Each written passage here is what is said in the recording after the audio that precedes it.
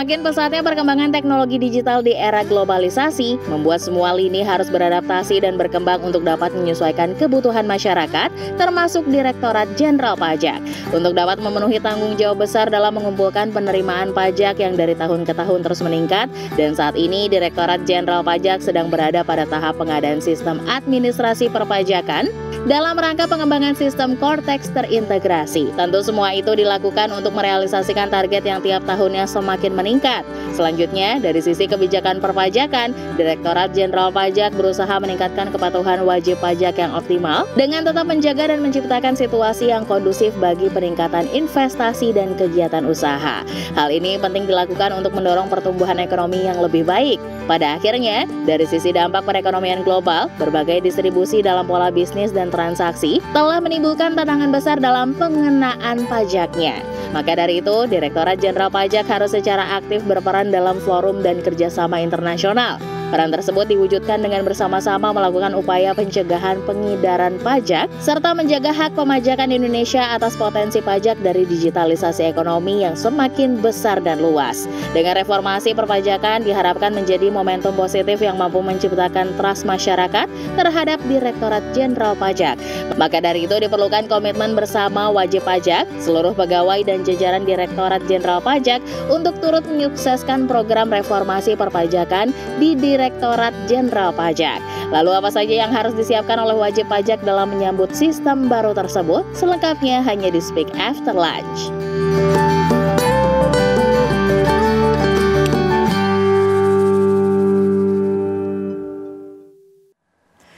Halo, selamat siang pemirsa. Bersama saya Arlista Hadi. Selama 30 menit ke depan saya akan menemani Anda di program kesayangan kita, apalagi jika bukan Speak After Lunch. Sepanjang tahun 2024, kita mendengar kabar bahwa Direktorat Jenderal Pajak ini akan segera meluncurkan sistem informasi perpajakan baru. Sistem informasi yang baru ini dikenal sebagai Cortex. Cortex ini diharapkan dapat mempermudah proses pemenuhan hak dan kewajiban perpajakan, serta meningkatkan transparansi dalam pelayanan kepada wajib pajak.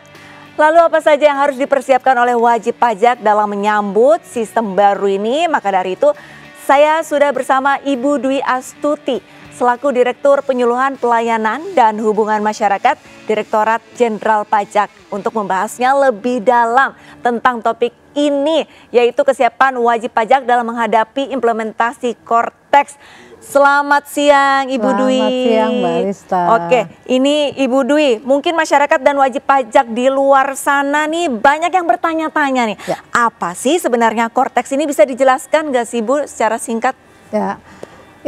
Cortex ini adalah sistem inti pembaruan administrasi Direktorat Jenderal Pajak. Intinya adalah Direktorat Jenderal Pajak akan membangun sistem baru yang merupakan katakanlah hasil benchmark dari dunia internasional, juga sebagai bagian dari reformasi perpajakan.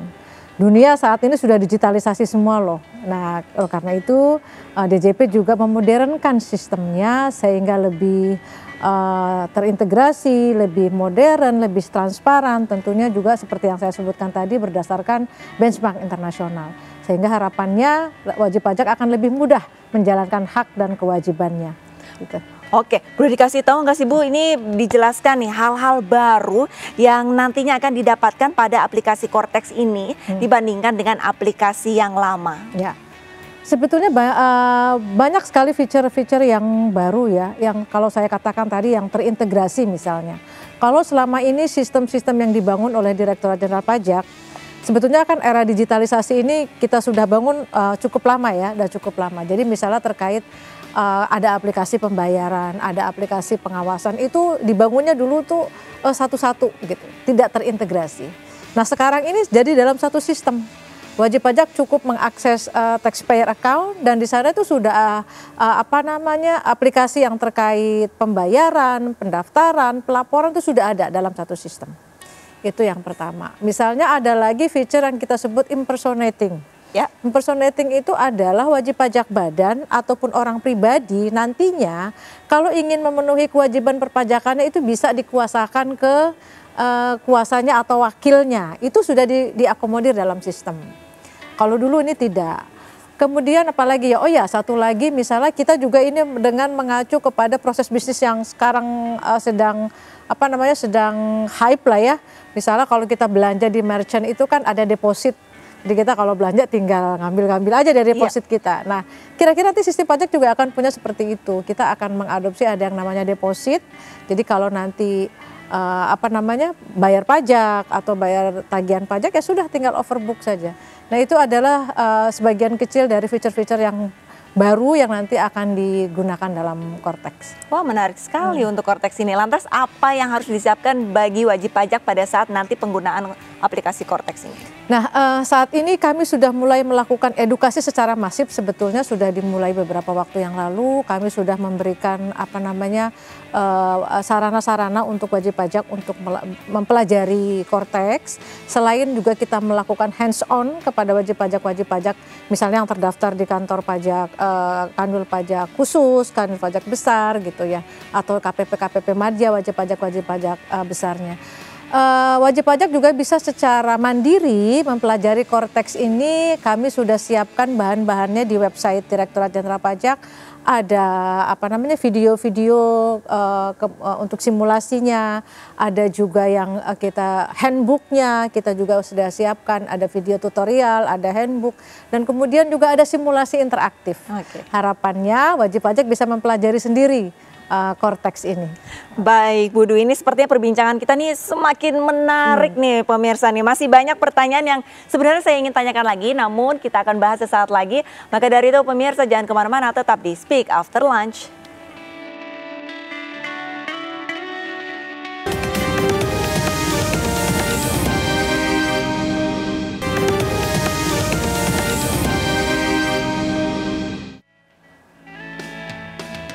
Kembali lagi bersama saya Arlista Hadi pemirsa di Speak After Lunch, dan masih bersama Direktur Penyuluhan Pelayanan dan Hubungan Masyarakat Direktorat Jenderal Pajak Ibu Dwi Astuti, dan kami masih akan membahas lebih lanjut mengenai kesiapan wajib pajak dalam menghadapi implementasi Cortex.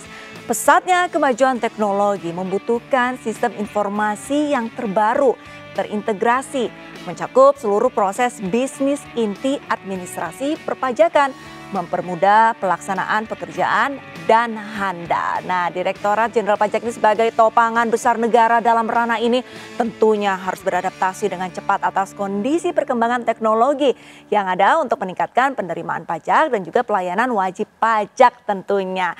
Dan saya masih akan terus menggali informasi dari Bu Dwi.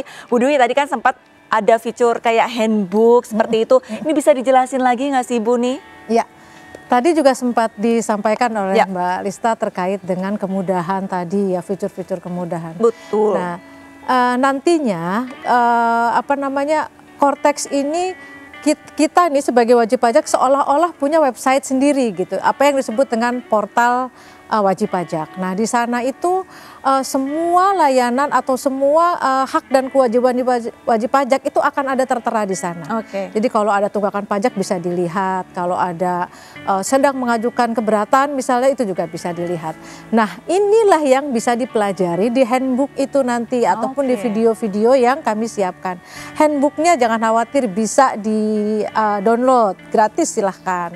Kemudian kalau fitur video-video tutorialnya itu akan diajarkan dari setiap proses bisnis. Misalnya proses bisnis pembayaran, caranya bayar seperti apa, cara buat faktur seperti apa, cara menyampaikan SPT seperti apa. Itu di video-video simulasi itu ada kurang lebih sekitar 55 video simulasi bisa dilihat, dan itu pendek-pendek 5 menit sampai dengan 7 menit sehingga lebih mudah dipelajari. Kemudian ada juga yang namanya aplikasi interaktif. Nah, atau kita biasa ya aplikasi simulasi interaktif. Nah, ini juga kita bisa belajar ini proses-proses bisnis yang baru apa saja gitu, bisa dipelajari secara mandiri oleh teman-teman wajib pajak, sehingga nantinya diharapkan pada saat diimplementasikan teman-teman sudah minimal sudah punya first impression gitu, seperti apa sih Cortex itu gitu. Makanya kunjungi website kita. Baik, tapi Bu Dwi, ini dengan pesatnya perubahan teknologi ini pasti tidak luput dari beragam tantangannya ya Bu ya.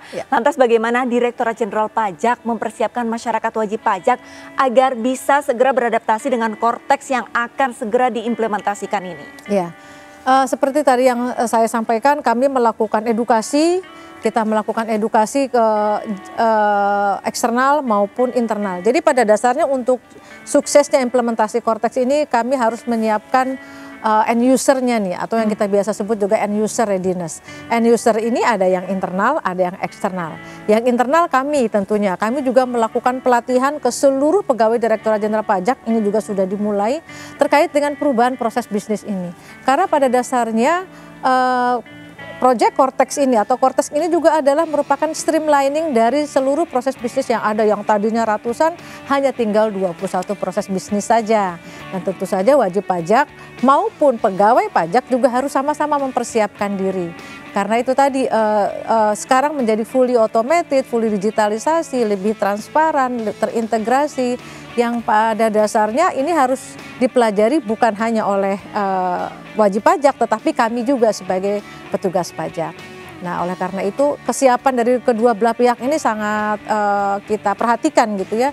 Jadi kita memberikan pelatihan kepada pegawai, tetapi juga memberikan edukasi secara masif kepada wajib pajak tentunya. Oke, tapi Bu Dwi, ini berbicara Cortex ini kan pasti tidak lepas dari pemberlakuan NIK sebagai NPWP. Nah, saat ini sudah berapa layanan yang sudah mulai menggunakan NIK sebagai NPWP sih Bu? Iya, sampai kami memberikan pengumuman kurang lebih bulan lalu itu ada sekitar 37 layanan yang sudah bisa digunakan dengan menggunakan NIK sebagai NPWP. Jadi mulai dari pendaftaran, pembayaran, pembuatan faktur itu semua sudah bisa digunakan dengan menggunakan NIK yang baru. Terus kalau ada yang bilang, Bu, kalau saya belum validasi gimana nih? Nah gitu. itu gimana Bu? Sebenarnya masih bisa digunakan NPWP lama, tapi sampai akhir tahun ini aja. Nanti karena begitu Cortex itu harus sudah pakai NPWP yang baru, NIK itu tadi NIK yang berlaku sebagai NPWP. Nah, oleh karena itu dalam kesempatan ini juga saya menghimbau teman-teman yang memang belum melakukan validasi NIK menjadi NPWP segera lakukan. Jadi nanti pada saatnya ketika Cortex diimplementasikan sudah tidak ada kendala lagi. Ini juga informasi untuk saya, berarti saya harus segera memvalidasi NPWP saya. Gampang sekali kok caranya. Baiklah pemirsa, sepertinya perbincangan kita semakin menarik saja. Masih banyak pertanyaan yang ingin saya tanyakan kepada Bu Dwi. Namun usai jeda tetaplah bersama Speak After Lunch.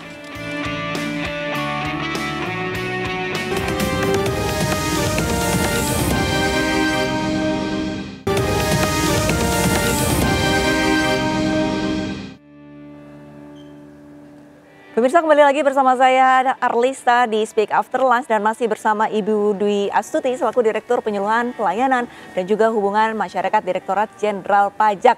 Bu, ini lagi-lagi membahas tentang Cortex. Tadi Ibu tuh sempat sampaikan bahwa untuk Cortex ini sendiri punya website sendiri. Jangan-jangan ini terpisah nih Bu nih dari websitenya pajak. Nah ini bagaimana nih, bisa dijelaskan? Ini sebenarnya masih dalam satu kesatuan atau memang terpisah Bu? Iya. Jadi gini, yang saya maksud bahwa wajib pajak seolah-olah memiliki website sendiri itu kita sebut dengan portal wajib pajak. Itu pastinya ada dalam Cortex itu, ada dalam website kita gitu ya. Jadi bukan berarti terpisah. Yang ingin saya sampaikan adalah seolah-olah wajib pajak itu kayak punya website sendiri gitu. Karena di dalam portal wajib pajak itu seluruh informasi terkait hak, terkait kewajiban wajib pajak itu ada di dalam portal taxpayer portal itu kalau namanya ya atau istilahnya. Misalnya kalau saya melakukan pembayaran, informasi terkait pembayaran saya itu ada di taxpayer portal. Kemudian kalau saya juga misalnya dipotong, saya dipotong oleh pihak ketiga, kayak seperti Mbak Lista misalnya menjadi narasumber di mana diberi honor, kemudian dipotong, bukti potongnya diupload oleh pihak ketiga tersebut, itu akan terlihat bahwa Mbak Lista punya penghasilan sekian dan atas penghasilan tersebut dipotong pajaknya, sudah dipotong pajaknya. Nah sehingga ketika akan bikin SPT nggak perlu repot-repot lagi ngantri. Karena nanti SPT-nya sudah pre-populated, oh udah ya sudah ada tuh informasi mengenai penghasilan saya dari PT X misalnya sudah dipotong pajaknya sekian. Kita tinggal setuju atau tidak gitu ya. Nah itu. Kemudian juga kalau kita misalnya sedang diperiksa. itu sampai di mana pemeriksaannya juga ada informasinya. Sedang mengajukan keberatan, ada juga informasinya. Atau sedang dilakukan penagihan pajak misalnya, kita punya hutang pajak gitu ya. Nah itu informasinya juga ada di taxpayer portal itu. Ya Bu ya. Iya. Oke, Bu Du, ini ngomong-ngomong tentang Kortex, ini ada hubungannya tentang penagihan pajak Bu. Bisa dijelaskan sedikit nggak sih Bu mekanisme penagihan pajak secara umum? Ya, penagihan pajak yang saat ini di Kortex juga lebih ini ya. Jadi sifatnya menjadi lebih transparan, lebih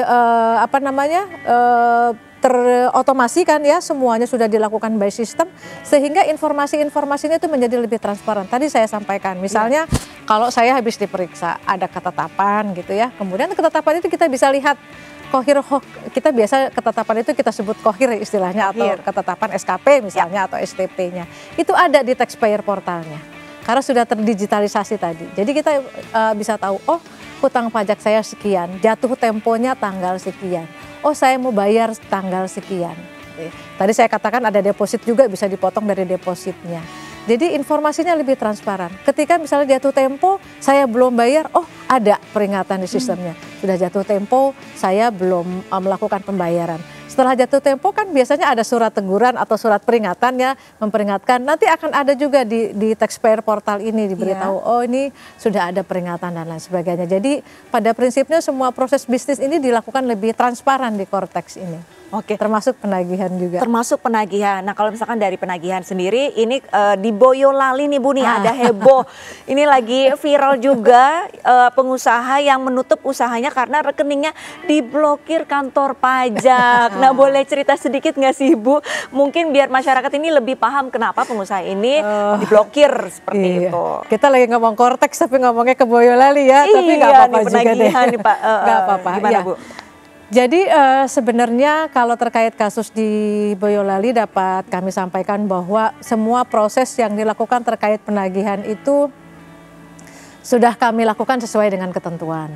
Artinya yang pasti, yang mungkin dalam kesempatan ini juga saya sampaikan bahwa kami ketika melakukan proses penagihan ini itu sudah sesuai dengan peraturan yang berlaku gitu, dengan ketentuan perundang-undangan terkait penagihan yang berlaku, dan kami juga bisa pastikan bahwa kami sangat menjunjung tinggi integritas nilai-nilai Kementerian Keuangan, dan dapat saya sampaikan bahwa yang terjadi di Boyolali itu adalah ya barangkali dapat disampaikan ya kami sesuai dengan aturan, dan memang ada boleh dibilang bukan kasus ya, apa ya yang saya bilang Pak Pramono jadi saya sebut mohon izin beliau barangkali ada hal-hal yang kurang difahami sehingga kemudian kami jelaskan lagi terkait hal tersebut. Tapi intinya yang barangkali bisa saya sampaikan juga bahwa kami sudah melaksanakan proses penagihan ini sesuai dengan ketentuan.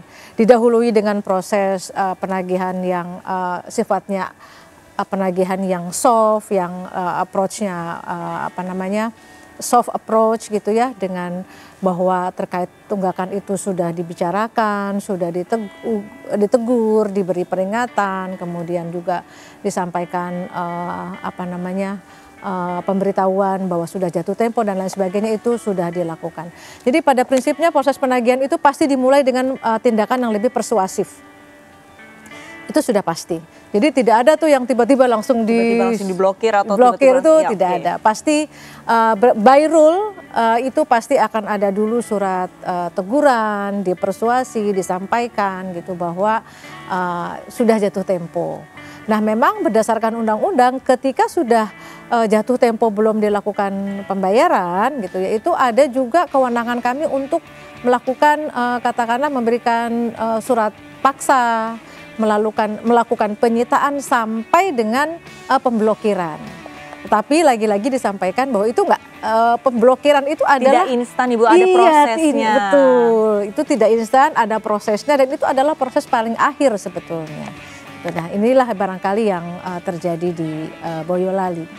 Berarti sebenarnya dari Ditjen Pajak sendiri ini sudah ada proses yang memang dilakukan, yaitu adanya teguran, terus pendekatan secara persuasif untuk pelunasan ataupun pembayaran seperti itu ya Bu ya. Dan untuk blokir ini udah benar-benar jalan terakhir. Tapi Bu, ini yang di media sosial ini justru ramai langsung diblokir. Nah, ini solusi ataupun dari Ditjen Pajak sendiri, langkah yang diambil ini seperti apa nih supaya untuk mengedukasi masyarakat tidak seperti itu loh warga begitu.